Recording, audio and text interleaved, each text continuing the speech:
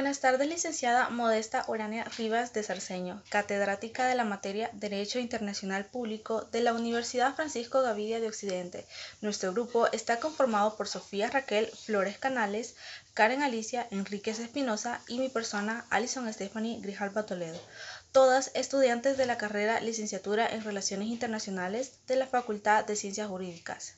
El Estado es un concepto político referido a una forma de organización social que cuenta con instituciones soberanas que regulan la vida de una cierta comunidad de individuos en el marco de un territorio nacional. Hay ciertos tipos de Estado, ya que un Estado es un tipo de organización política que cuenta con sus propias instituciones burocráticas, leyes y sistema económico en el cual el poder se ejerce sobre una población que se encuentra en un territorio determinado. En ese sentido, para que una nación sea considerada un Estado, debe tener población, soberanía y territorio. Sin embargo, no existe un solo tipo de Estado. Se pueden clasificar según su sistema político territorial o su forma de gobierno, dependiendo de su estructura político-administrativa. El Estado puede clasificarse en tres tipos, como el Estado unitario. En este caso, existe un poder central que se irradia hacia todo el territorio, teniendo facultad para elegir a las autoridades locales. Tiene una sola constitución, un poder ejecutivo, un legislativo y un judicial. El Estado unitario puede ser de dos tipos: Estado unitario centralizado, que como indica su nombre, las decisiones que afectan a todo el territorio se toman desde el poder central. El Estado unitario descentralizado. En este caso, aunque sigue existiendo un poder central, las regiones tienen ciertas competencias administrativas. Ejemplo de ello, Portugal, Ecuador, Perú e Israel. El Estado federal. Este tipo de Estado se caracteriza porque, si bien cuenta con un gobierno central, el poder también reside en instancias locales, regionales o estatales. Es posible que estas instancias tengan sus propias leyes o que incluso sean políticamente opositoras al gobierno central, pero siempre estarán subordinadas a este. Ejemplo de ello, Argentina, Estados Unidos, México y Venezuela. Los estados compuestos. Estos son aquellos que están subdivididos en colectividades con soberanía política y jurídica. Pueden ser de tres tipos. Unión personal. Un solo gobernante está al mando de dos o más estados. En el pasado era común que una monarquía ejerciera su poder en dos organizaciones políticas y territoriales distintas. Un ejemplo en la actualidad sería la Mancomunidad Británica de Naciones, compuesta por 53 países que tienen lazos con el Reino Unido. Reconocen a la corona británica, pero son soberanos e independientes. La Unión Real. Si bien los estados son soberanos, en este caso los gobiernos acuerdan ser representados por el mismo monarca, con fines defensivos de finanzas y de relaciones internacionales. Pero a lo interno, los gobiernos son distintos para cada estado. El Imperio Austrohúngaro, por ejemplo, fue una unión real hasta su desaparición en 1918. Estado confederado. Se trata de grupo de estados soberanos que ejercen sus propias leyes y que solo están unidos por una o varias leyes comunes, sin afectar la independencia de decisiones entre ellos. Esta última figura se utiliza en casos de cooperación defensiva, migratoria o económica, basada en un tratado o asociaciones. Sus miembros pueden retirarse siempre y cuando respeten las normas acordadas en dicho arreglo. Tal fue el caso de Serbia y Montenegro, que fueron estados confederados entre 2002 y 2006.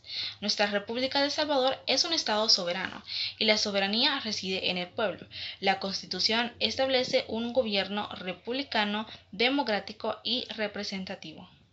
El sistema político es pluralista y se expresa por medio de los partidos políticos, que son el único instrumento para el ejercicio de la representación del pueblo ante el gobierno.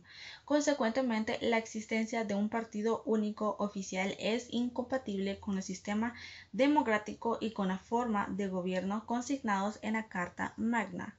El poder público emana del pueblo. Los funcionarios del gobierno son delegados del pueblo y no tienen más facultades que las que expresamente les otorga la ley. Los órganos fundamentales son el legislativo, el ejecutivo y el judicial. Cada uno de ellos tiene sus funciones definidas y sus decisiones son independientes uno del otro. También existen tipos de estados según su forma de gobierno, como por ejemplo la monarquía, monarquía absoluta, monarquía constitucional y parlamentaria, monarquía semiconstitucional o híbrida republicana, que nuestro país forma parte de este tipo de estado de gobierno, aristocracia, democracia, democracia participativa, democracia directa. También existen otras formas de obtener el poder como una dictadura, una tiranía y totalitarismo.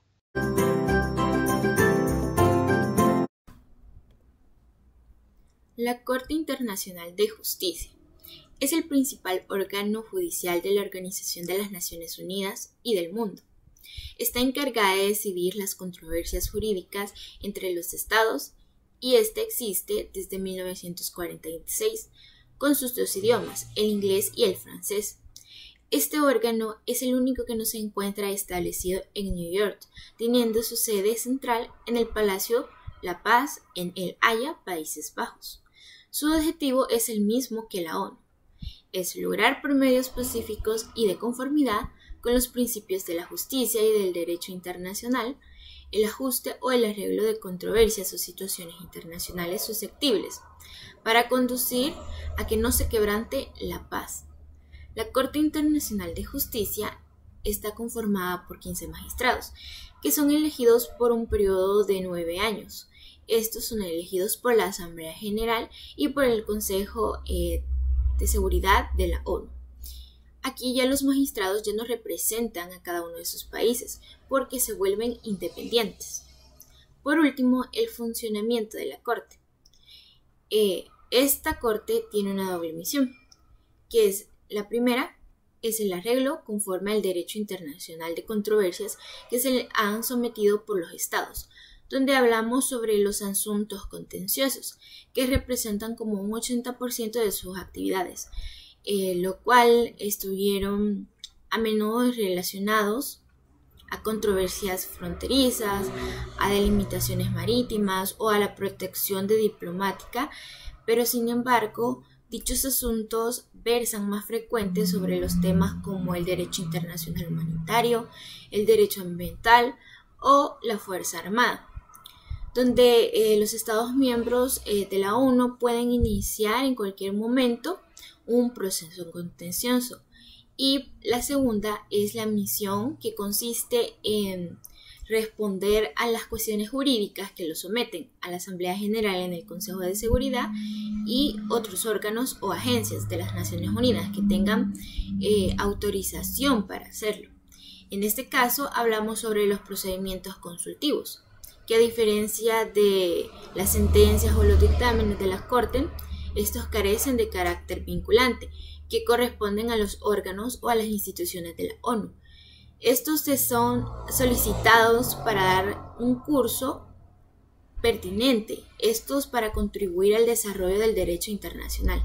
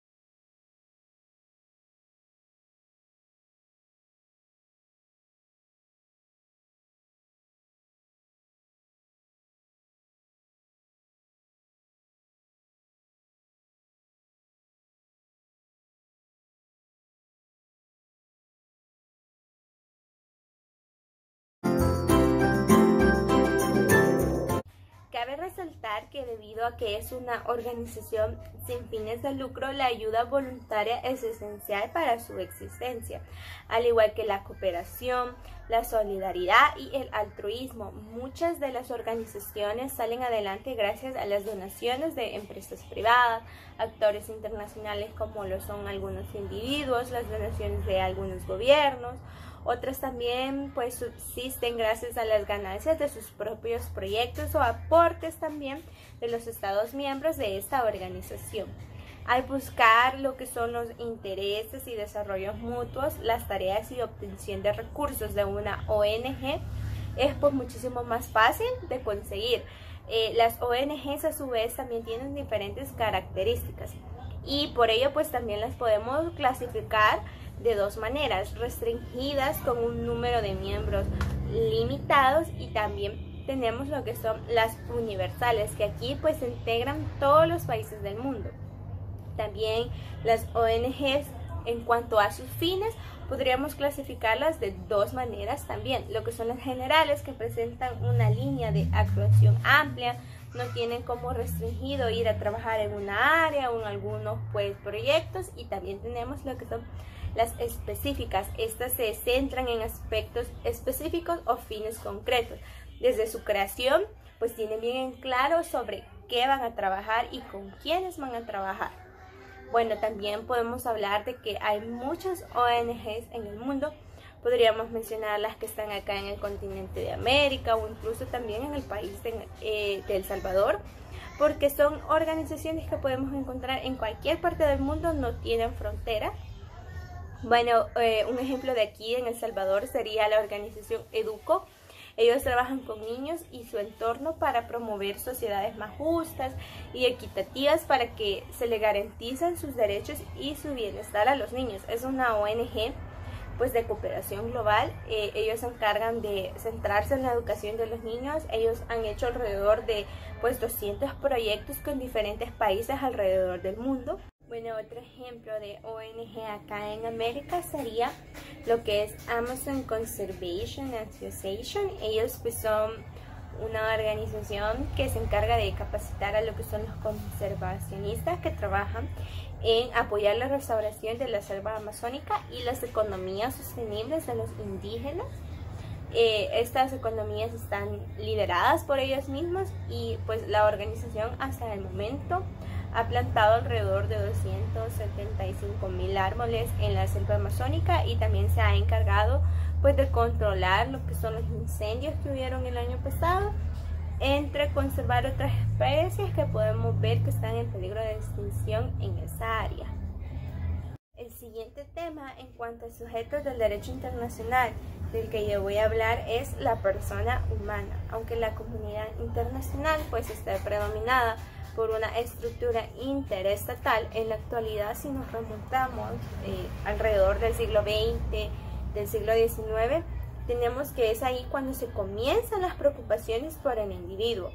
Esto porque las personas de los Estados miembros de la comunidad internacional se vuelven un objeto pasivo de obligaciones, así también como un sujeto activo de derechos. Eso quiere decir que pues también tenemos un rol que desempeñar en la comunidad internacional, y a la vez por formar parte de ella se nos otorga pues ciertos privilegios, y pues para que el derecho internacional pueda existir, la verdad es que sí se necesita de la persona humana, ya que son pues como ya lo dije anteriormente sujetos del derecho internacional, pero también porque es un pilar muy necesario, ya que prácticamente la persona humana es la base para que otros sujetos del derecho internacional pues puedan existir, ya que sin ella tanto estados como organizaciones internacionales no tendrían razón de existir, porque no tendrían por quién velar, no tendrían pues quién sea su fin de existir. Un claro ejemplo de que la persona humana sí es un sujeto del derecho internacional pues son los actores, ciertos individuos pues que hacen diferentes activismos, como tenemos pues cantantes, actores o incluso civiles de diferentes estados, pues que hacen proyectos en la comunidad internacional como individuos, no como una organización. Bueno, esto es todo por nuestro video. Muchas gracias por haberlo visto. Fue un gusto para nuestro grupo poder presentar esta información tan importante.